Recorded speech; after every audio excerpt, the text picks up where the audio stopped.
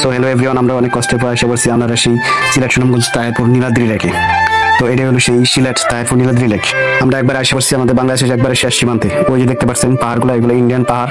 আমরা একবারে বাংলাদেশের শেষ সীমান্তে এসে পড়ছি। আর একটু যাইতে পারলাম না, দেখতে পারবেন আমরা একবারে বাংলাদেশের শেষ সীমান্তে, যে শেষ বর্ডার, ওইখানে চলে আসছি। তো আমাদের আসার পথে অনেক কষ্ট হয়েছে। দীর্ঘ 2 ঘন্টা ড্রাইভ করার পর মোটরসাইকেলে আমরা নেত্রকোনা সদর থেকে তাহিরপুর সুনামগঞ্জ সিলেট আসতে পারছি নীলাদ্রি লেকে। তো আমরা একবারে বাংলাদেশের শেষ সীমান্তে চলে যেতেছি, আর 1 মিনিট লাগবে হয়তো। আমরা এখানে গিয়ে গাড়ি পার করবো, গাড়ি থেকে নামবো, তারপর আপনাদেরকে সবটা সুন্দর করে দেখাবো। আসলে আমাদের ক্যামেরা ততটা ভালো না যতটা আমরা একটা নর্মাল মোবাইল ফোন দিয়ে ভিডিওটা করছি, যতটুকু পারছি। আর সত্যি কথা হলো জায়গাটা কিন্তু অনেক সুন্দর। আমি যতটুকু মনে করতাম যে জানতাম সিলেট তাহিরপুর সুনামগঞ্জ অনেক সুন্দর, নীলাদ্রি লেক অনেক সুন্দর। মানে বেশ কয়েকটা ওই জায়গায় নাটকও হয়েছে, নাটকের শর্টগুলো হয়েছে ওই জায়গায়। মানে দেখতাম, ফোনে দেখতাম, আসলে বাস্তবে কোনো আসা হয় নাই। তো এখন আসলাম, ওই যে যাইতেছে আবার বিজিবি বাইকগুলো আমাদের। তো আসলে জায়গাটা কিন্তু অসাধারণ, ঠিক আছে, দেখার মতো। দেখেন এখানে কিন্তু মানুষের অভাব নাই, মানুষ আর মানুষ, মানে সবাই আসছে জায়গাটা দেখতে।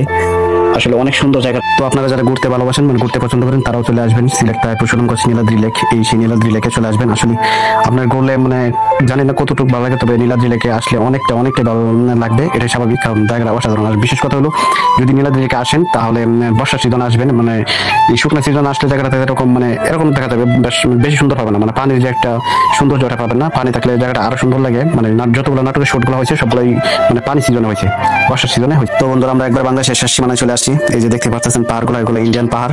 এটা হলো আমাদের বাংলাদেশের শেষ সীমানা, ঠিক আছে। তো আমরা এখন মোটরসাইকেল থেকে সবাই নেমে পড়বো, নেমে একবার একটু নিচে যাবো, দেখবো আসলে পরিবেশটা অনেক সুন্দর।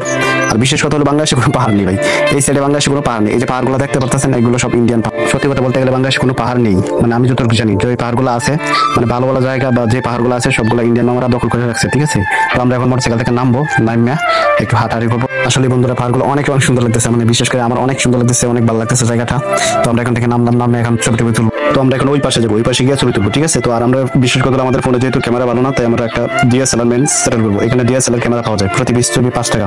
তো অনেকজনে ডিএসএলআর নিয়ে ঘুরতেছি, তো আমরা একজনকে ডিএসএলআর নিয়ে ছবি তুলবো। তো ওই পাশে গেলাম, ওই পাশে গিয়ে ছবি টবি তুলবো, প্ল্যান করতেছি। তো আমরা আসতে, তো আমরা সবাই একসাথে অনেক ছবিগুলো তুলবো, অনেক ইচ্ছা, অনেক ছবিগুলো তুলবো। তোলার পর আমরা এখানে বেশিক্ষণ থাকবো না, কারণ আমরা মূল যে গন্তব্য আমরা বারেকটিলা, ওইখানে চলে যাবো, ঠিক আছে। আমরা বারেকটিলা যাবো, বারেকটিলা যেটা মনে হয় আরো প্রায় 30 মিনিট সময় লাগবে। তো আমরা বেশিক্ষণ থাকবো না। আর ও বলতেছে ওর গাড়ির অবস্থা খুব খারাপ, মানে আসলে সত্যি কথা ভাই, যে রাস্তার পরিস্থিতি, মানে রাস্তা এতটা বাজে যে এই জায়গা দিয়ে মানে কোনো মোটরসাইকেল দিয়ে ড্রাইভ করা একেবারে অসম্ভব।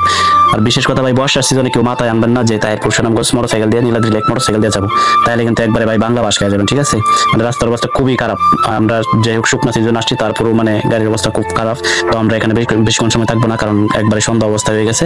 তো আমরা এখন যাবো বারেকটিলার উদ্দেশ্যে। তো এখানে একটু ঘোরাঘুরি করবো। আর বিশেষ কথা হলো এখানে কোনো খাবারের ব্যবস্থা নেই, খুব মানে বাজে অবস্থা। বর্ষার সিজনে মনে হয় খাবার